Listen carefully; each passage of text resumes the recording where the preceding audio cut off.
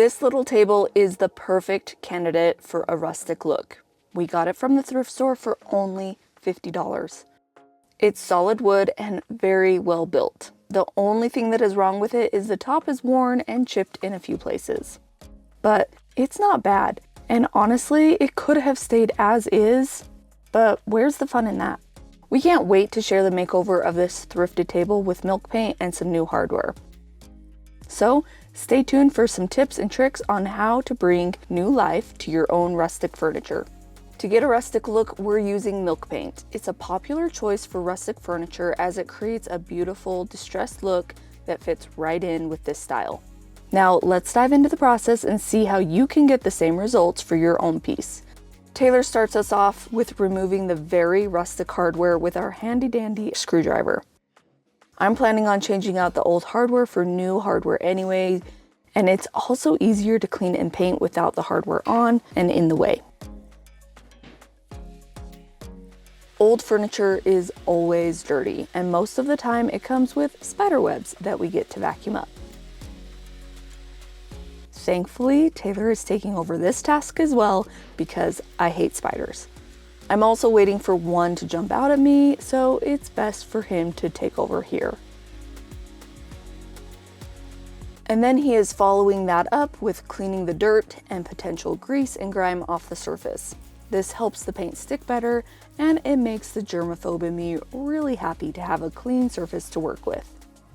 At this point, I'm still debating whether or not to have him remove the doors from the cabinet because I honestly don't want to deal with the repercussions of trying to put them back on exactly how they were. But you know what? In the end, I think it will make it easier to paint. So I'm gonna have him remove the hinges as well. I thought about taping off the hinges, but sometimes it's as much of a pain as taking off the doors and putting them back on. As long as everything is labeled to let us know exactly where to put it back on, it's usually not hard to put them back on. Before I go any further, I need to mix up the milk paint. It has to sit for about 10 to 15 minutes before I can use it.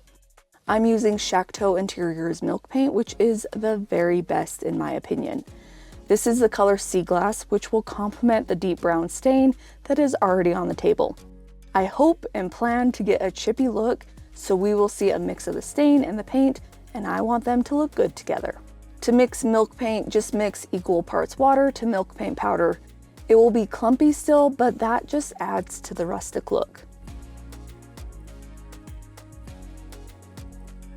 While waiting for the milk paint, I'm taping off the drawers to hopefully prevent me from getting paint on them. I want this to look clean cut, and taping off edges is one major thing that sets apart a professional look versus a get it done as quickly as possible look. Wow, 15 minutes went by so fast. Now it's time to paint. But wait, you might be wondering, why did you not sand first?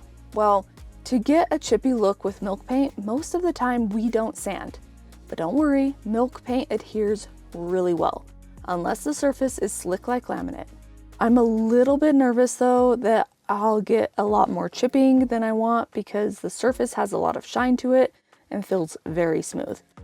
But if that happens, I'll add primer to my next round of paint. One thing to note here though, milk paint can have a lot of variation in color. It's a natural product that we mix by hand, so of course it's not going to be perfect.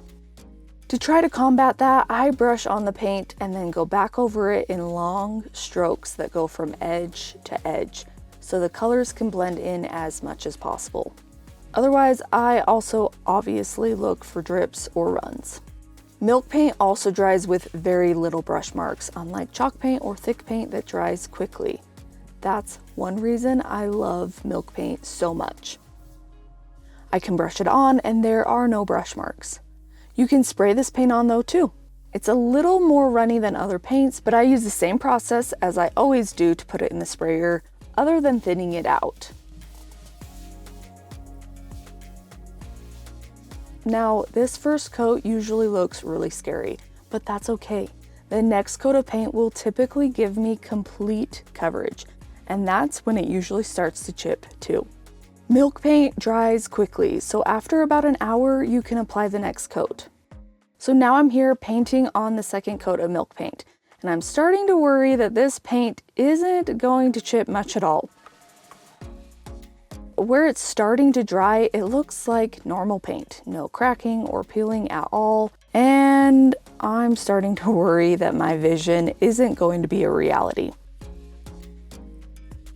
So I'm gonna ask Taylor to bring in the space heater, and I'll put it close by the furniture where the paint is wet to try to help it chip. I'm kicking myself though because I'm so worried it's not going to chip enough.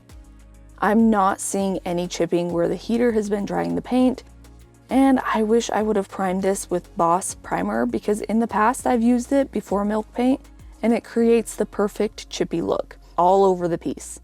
But it's too late now, so I gotta just keep moving forward. All right, the paint is all dry and there isn't much chipping. So I'm going to sand it all down with 220 grit sandpaper in hopes that the paint will chip more.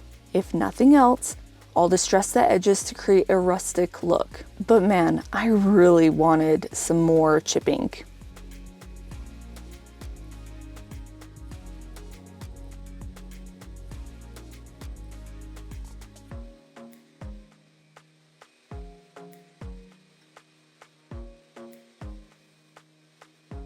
The sanding is helping though. In some places the paint is chipping off, so thank goodness I'm getting some chipping at last.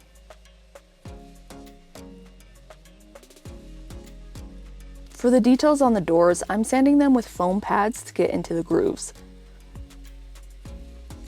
I would have to sand these all by hand if I didn't have the foam pads.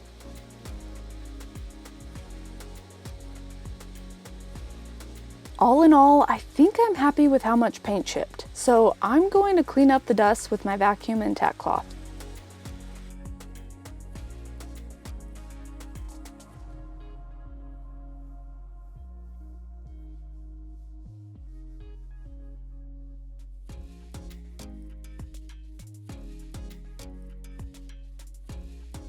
Milk paint can be top coated with wax or polyurethane. It's a matte paint that will soak up anything and look really dirty if you don't top coat it at all. In my one last attempt to make the paint chip more, I'm using the water-based polyurethane as a top coat. In my experience, the water-based top coat can react with the milk paint and make it a little bit more chippy, especially in areas where it is already chippy. To make my life easier, I'm spraying it on with the paint sprayer. It takes only a few minutes to spray it on and the finish is beautiful with no streaks. Unlike how long it takes to brush on top coat and all the streaks that get left behind. Anyway, I'm going to do just 2 coats of poly, letting it dry between coats because milk paint is pretty durable on its own.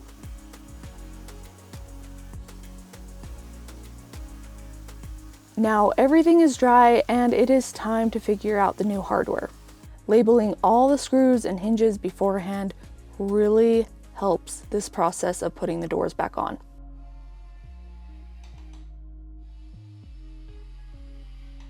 Everything went on really well except for one screw. And the doors are exactly where they need to be, so we don't have to mess around with getting them just right. That is always such a good feeling.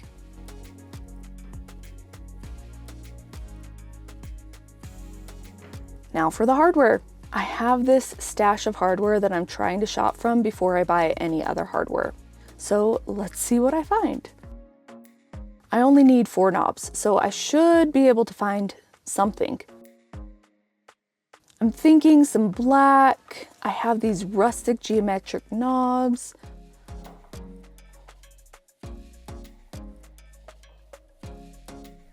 Or these glossy round ones. Or some modern mushroom knobs. But I have a few options. I think I need something that is like the oil rub bronze or brown. I think the black just doesn't look very good. So what else do I have? I'm not seeing anything, but what about the old hardware that I've taken from other furniture? Those might work.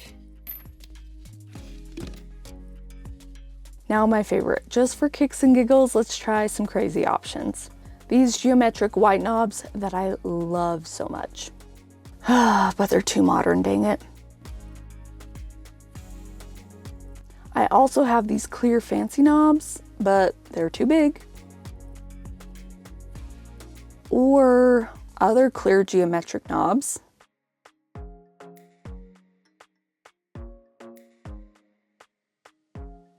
And then here's the safer option, the rubbed bronze knobs.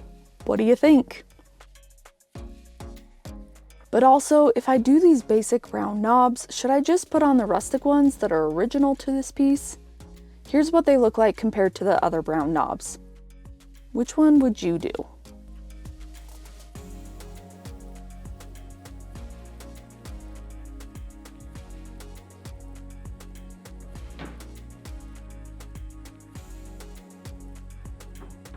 I personally like the darkness of the more modern ones, so that's what I'm going with. Final answer.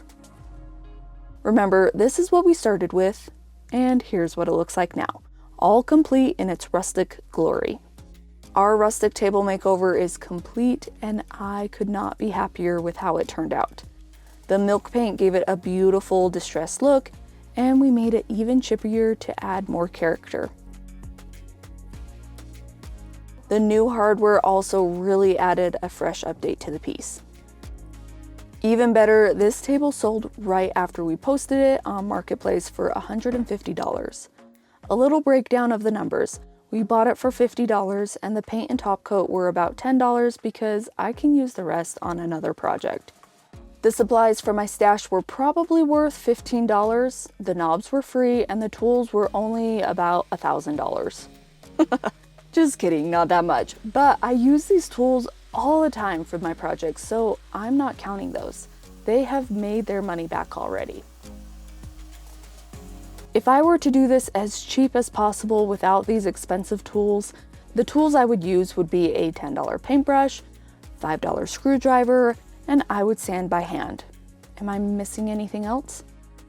So in the end, I have about $87 used in this project, and the cost of tools that I have from other projects.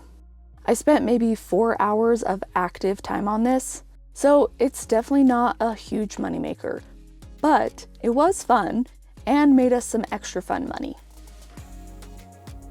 And if I did this makeover to keep it, I would have spent at least $300 for a new table of this quality and size. Learning how to DIY our own furniture is a major money saver. I hope you enjoyed this video and I hope you love the chippy look as much as me. If you liked this video, please don't forget to hit the like and subscribe buttons to show us the love. Thanks for watching. Are you confused and not sure where to start with your furniture makeover? Don't worry, I got your back. Click the link in my comment to download our free painting checklist so you can paint your furniture as if you hired a professional to do it.